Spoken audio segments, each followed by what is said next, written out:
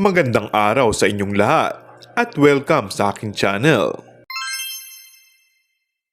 Sa gitna ng bali-balitang pagbabalik ng prangkisa ng ABS-CBN, ay nag-react at may paliwanag ang showbiz columnist na si OG Diaz sa kanyang YouTube channel.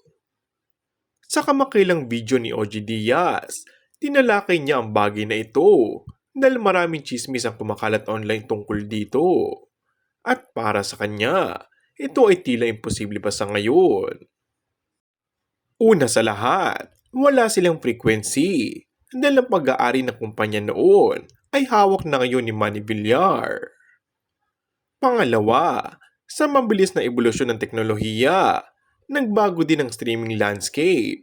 Madali nang mahabol ng mga manonood ang mga nalampasan nilang episode sa TV sa pamamagitan ng iba't ibang platforms, hindi tulad noon na hindi pa gaanong ginagamit ang internet.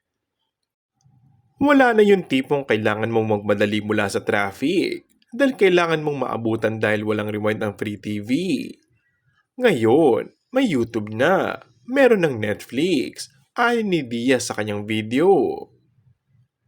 Samantala, nang mawala ng prangkisang ABS-CBN, nag-focus ito sa pagbibigay ng contents na ipinapalabas sa mga TV channels na dating kalaban nila at para sa iba pang streaming platforms. Mas marami na talagang nanonood online at streaming platforms, kaya nakababahalang unti-unti ring pinapatay nito ang TV industry. Dagdag pa nito, parang hindi na kailangan ng ABS-CBN ng prangkisa kasi online platforms na ang labanan at talaga namang hindi umano maikakaila ng lakas ng hatak ng ABS-CBN.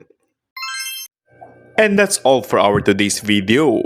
Kung bago ka lang sa aking channel ay mag-subscribe at pindutin na rin ang notification bell. Maraming salamat!